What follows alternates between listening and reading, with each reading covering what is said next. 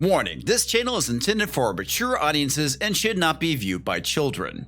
If you have heart problems, are easily triggered or offended by opinions that are contrary to your own, then you should probably go and consult a doctor before going and consuming this content. Viewer discretion is advised. Oh, and if you're the FCC watching this and you think just because I have a cartoon avatar that my content's for kids, well, you're dead fucking wrong, because I say fuck and other forms of profanity, and clearly that is not suitable for young impressionable minds. Just trying to cover my bases here. Also, if you're watching this on YouTube and you haven't subscribed to me on BitChute, you should probably do that. You never know, I might magically disappear from YouTube for, I don't know, reasons.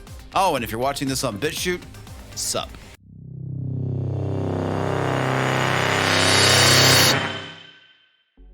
Welcome back, Pixel Nation Comics Division here. How the hell are you? On January 18th, the Washington Post dropped a hit piece article about the Fandom Menace. Now, if you're familiar with what transpired with Comicsgate as well as Gamergate, you're going to know this article is filled with lies, half-truths, and misinformation, which I do find kind of humorous considering the Washington Post tagline is "Democracy dies in darkness." Democracy also dies when journalism is filled with lies and fake news.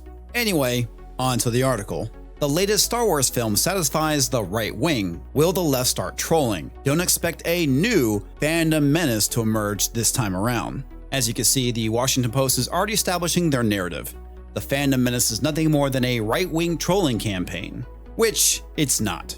In reality, all you have to do is substitute right-wing with Star Wars fans, because this is what this article is really talking about. This isn't about right versus left. This is about the Star Wars fans not being happy with what Disney did with Star Wars. But the truth be damned, it doesn't fit well with the narrative.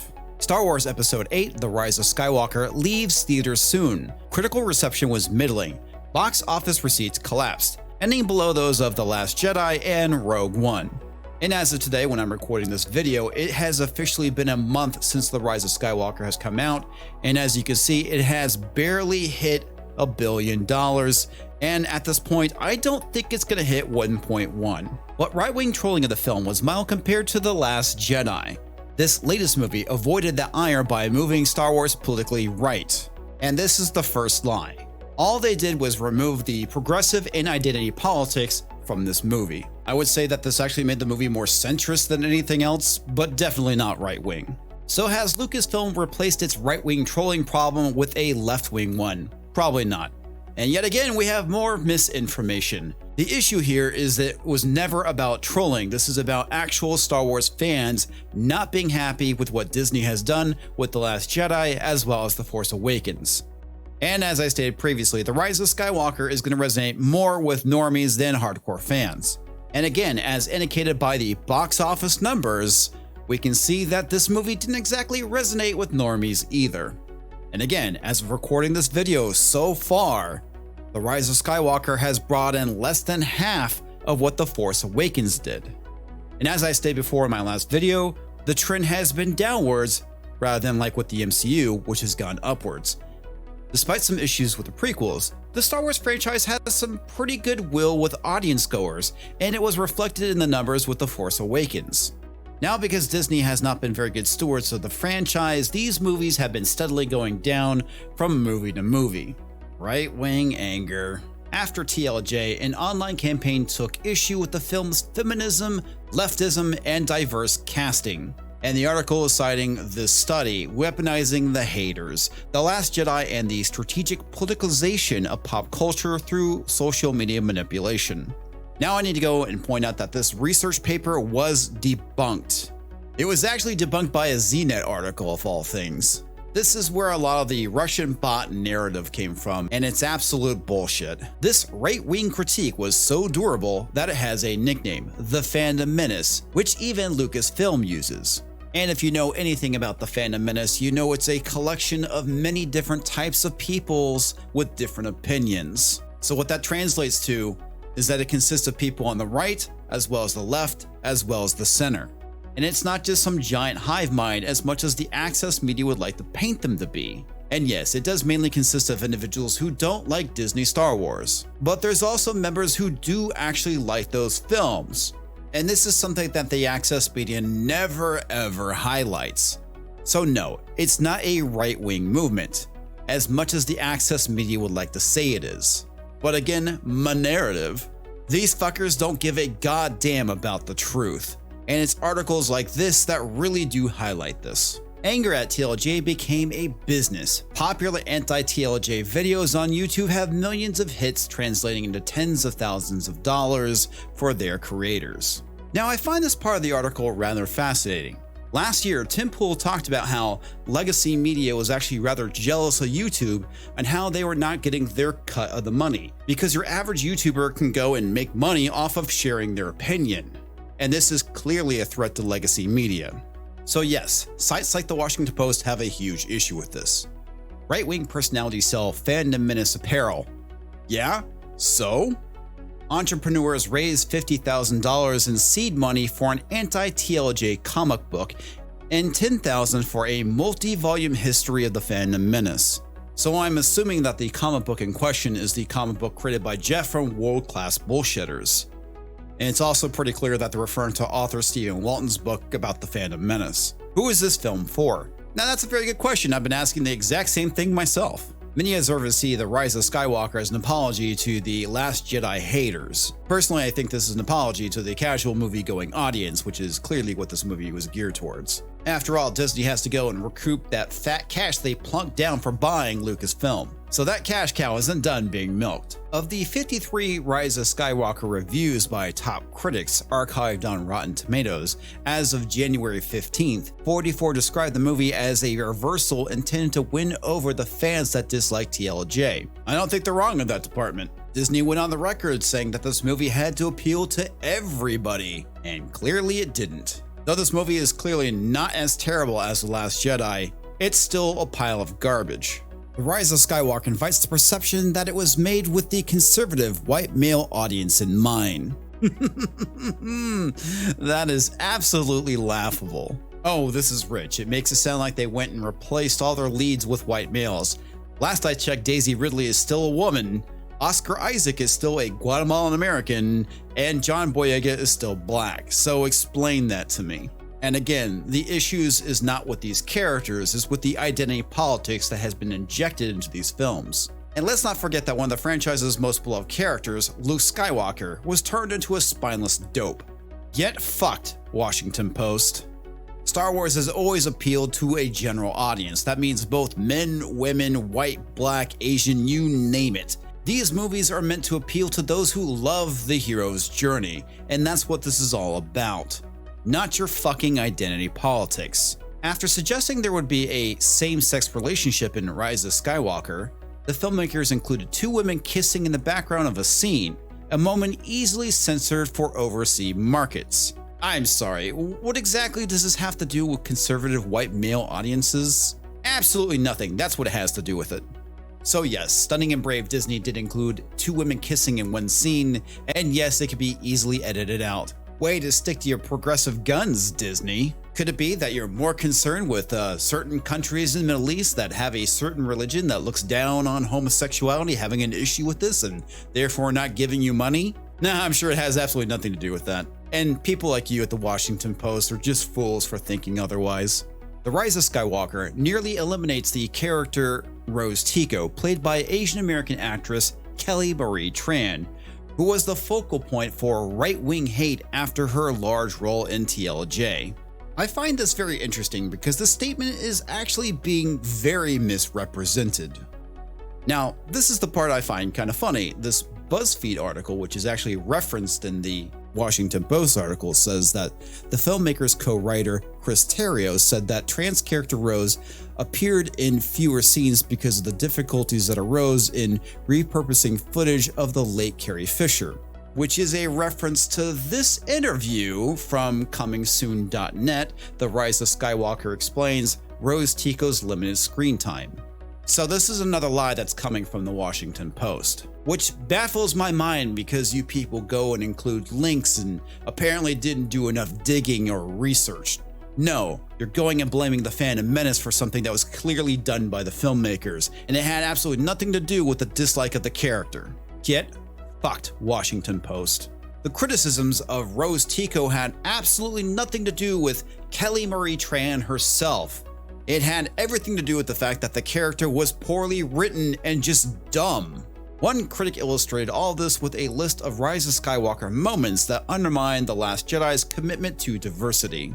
For example, The Rise of Skywalker explains that a certain feat by a woman in The Last Jedi were only possible because of the help of men or sheer luck. Now, one of the examples that they cited is the Holdo maneuver, where Princess Holdo, Admiral Holdo, used the ship to go and enter into hyperspace and then ram Snoke's flagship.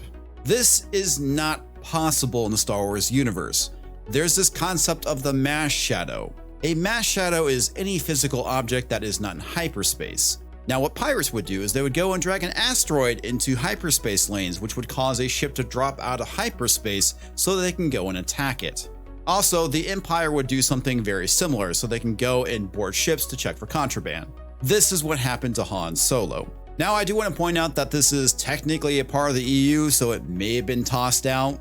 And quite frankly, this has absolutely nothing to do with diversity. Now, there's one thing I'm pretty sure that they didn't point out.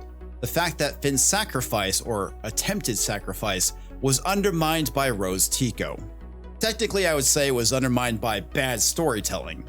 Thanks, Rian Johnson. Despite all this, a left-wing trolling campaign against the Rise of Skywalker is unlikely. Fandom politics and the nature of internet media will probably curb the anti-The Rise of Skywalker backlash. Translation, no one's gonna fucking listen to them. The most visible Star Wars fan media is made by white men. And your point?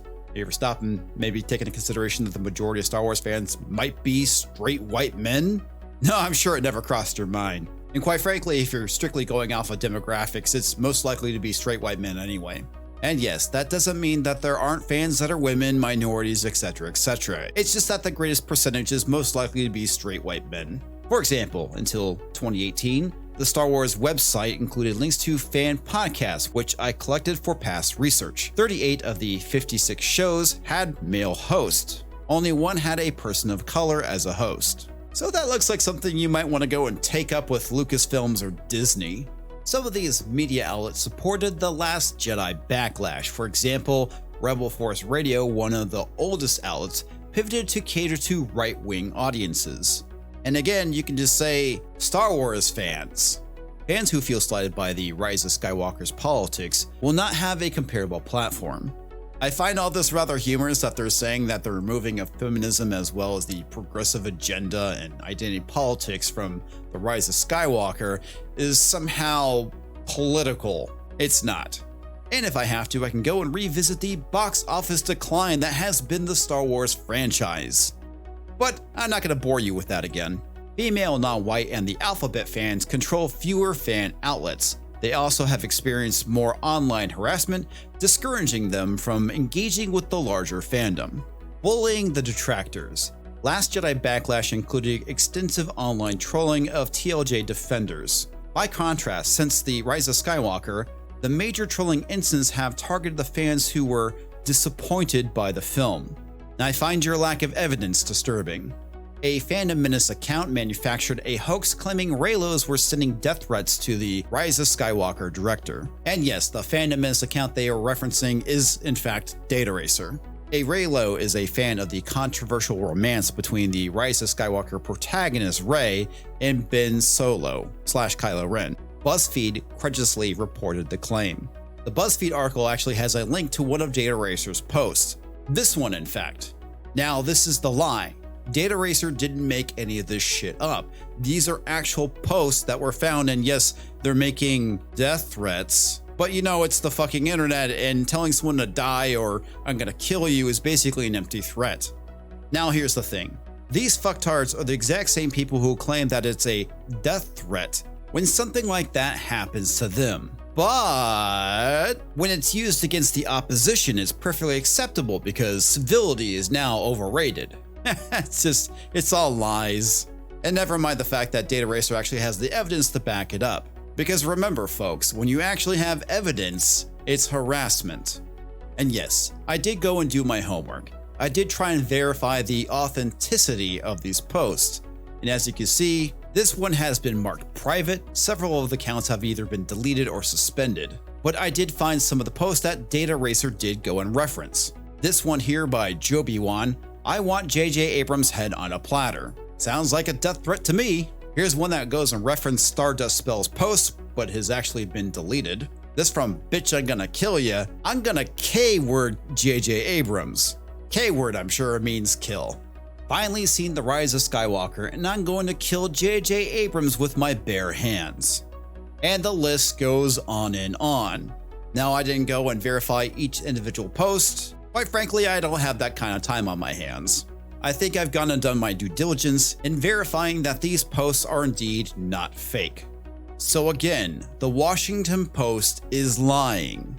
And then we get to this paragraph, which goes and references Katie McCormick's Medium post. When systematic hatred of women online goes unnoticed, what does it say about us? Oh my god, that Medium post is so freaking huge, it's gonna have to be a video into itself. Maybe. I don't know, it's garbage. I think maybe I've gotten halfway through it and the data points are bullshit. Now, one thing I want to point out that the Medium post is by no means scientific. Things like that typically need a peer review to make sure that it's actually accurate, which I'm pretty sure it doesn't have. And yet this Washington Post article uses it as a reference twice. And this is what the Washington Post passes off as journalism. It's pretty pathetic, actually. And the rest of the article pretty much just goes and regurgitates McCourt's Medium post. Ever since that JJ Abrams Esquire interview where he mentions the Fandom Menace, I knew it was only a matter of time before the Access media started going attacking the Fandom Menace by name. This is the exact same thing that happened to Comicsgate. Before that, they would go and reference it, but not by name. Presumably because they didn't want to draw attention to it. But at this point, the cat's already out of the bag, so go and expect hit piece after hit piece. Honestly, I expected this a lot more sooner. Here we are, it's January. I expected this back in December, or was it November? Fuck, I don't care. It really doesn't matter at this point. Just expect more and more articles like this to come from the mainstream media, rather than a bunch of blogs such as the Mary Sue, Insider. You get the idea. These types of attacks aren't going away, and quite frankly, neither is the Fandom Menace. Maybe one of these days it'll be mission complete and Hollywood can return back to normal. Whatever the hell that means. I think it's potentially only going to get worse as the MCU goes and gets woke. Provided that Disney doesn't go and slam on the brakes when it comes to identity politics in their movies. After all, the Disney Star Wars saga really should serve as a warning that if you decide to go and get woke, you're just gonna go and get broke. That's all I have for tonight. I'll catch you next time. If you enjoyed this video, go and hit that like button. And if you didn't, well, thanks for watching anyway. Make sure to subscribe for more of my crappy content and shitty opinions. Bash that bell for notifications. I don't know if it works, but it makes me feel better to tell you to do it. Kappa is just around the corner, so make sure to go and follow me on BitChute, just in case my channel magically disappears at the beginning of the year. I even have a PO box in case you want to send me fan mail. Previously there was a bit of an issue with it, but mail is now being delivered. I also want to give a huge shout out to those who support me on Subscribestar. You guys are awesome. Special recognition goes out to EHuntington for supporting me on the I'm a sucker with a lot of dough tier, as well as checks notes. Toxic Man Flu for supporting me on the Take My Money Damn It tier. All those tier names were rather glib, and quite frankly, I didn't anticipate anyone actually signing up for them. But I do appreciate your support. So, thank you very much.